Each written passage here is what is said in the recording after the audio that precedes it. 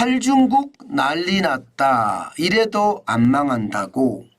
저는 충분히 중국이 망할 수 있다고 봅니다. 당장 말입니다. 전년 대비해요. 3분기 대중 투자 감소율 어마어마하죠. 3분기 76.1%입니다. 이대로 가면요. 대한민국은 중국에다가 투자하지 않습니다. 이제. 금액도 말입니다. 어마어마하게 떨어졌어요. 지금 3분기가 2억 1천만 달러입니다. 예. 지금 1분기 6억 7천만 달러, 2분기 5억 7천만 달러, 3분기 2억 1천만 달러. 전체 14억 5천만 달러밖에 안 됩니다. 지금 9월까지가 이렇거든요. 이제 앞으로 남은 게 12월이 10월, 11월, 12월 4분기가 어떻게 될까요? 4분기가 2억 달러대 내지는 3억 달러대 된다고 그러면요.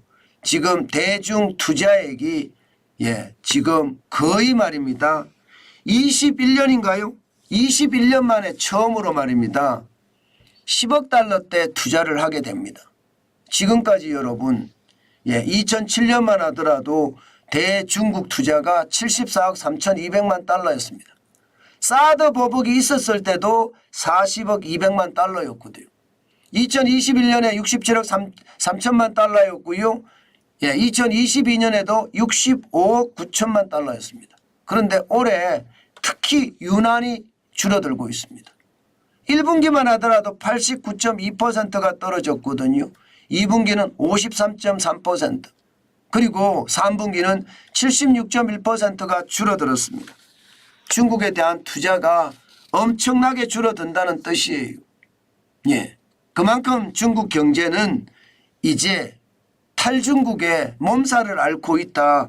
이렇게 생각해도 저는 틀리지 않는다고 생각합니다. 그만큼 21년 만에 최악의 어떤 사건이 터진다는 것은요. 그만큼 중국 경제가 어렵다. 이 말을 해도 무방합니다. 지금 당장은 말입니다.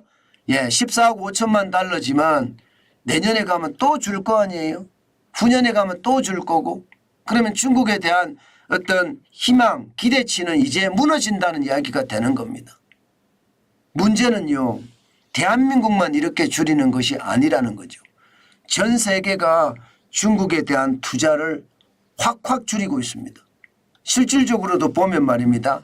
3분기까지 전 세계는요. 중국의 투자를 8.4%를 줄였습니다. 작년만 하더라도요. 1891억 달러였습니다. 그런데 올해 9월까지 1261억 1천만 달러입니다. 굉장히 빨리 줄어들죠. 굉장히 빨리 줄어듭니다. 8.4%라는 숫자는 결코 가볍게 볼 숫자는 아닙니다. 투자라는 것은요. 경제가 확확 돌아가는 윤활유예요. 그런데 그 투자가 해외에서 줄어든다는 것은 중국은 그만큼 자금난을 겪을 수밖에 없다. 이런 얘기입니다. 문제는 이게 점점 좋아지는 것이 아니라 점점 나빠집니다.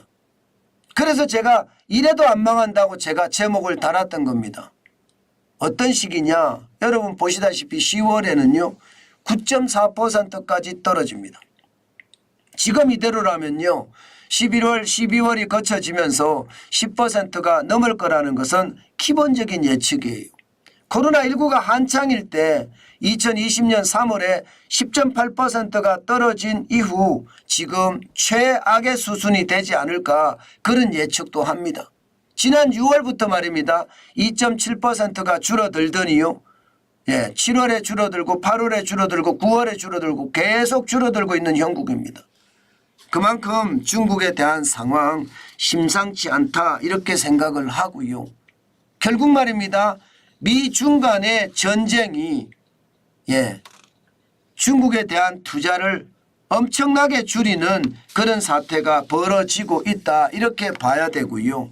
이대로 간다면 중국 경제가 계속 버틸 수 있을까 그것도 한 번쯤 생각해 봐야 됩니다. 제가 여러분들에게 중국 투자에 대해서는 진짜 하지 마시라고 말씀을 많이 드리잖아요. 그렇기 때문에 여러분 시장 굉장히 지독하게 봐야 됩니다. 중국은요 서서히 말라간다, 고사된다, 그런 말이 정답일 가능성이 굉장히 많아요. 세계적인 최대 소비 시장이 미국과 유럽이거든요.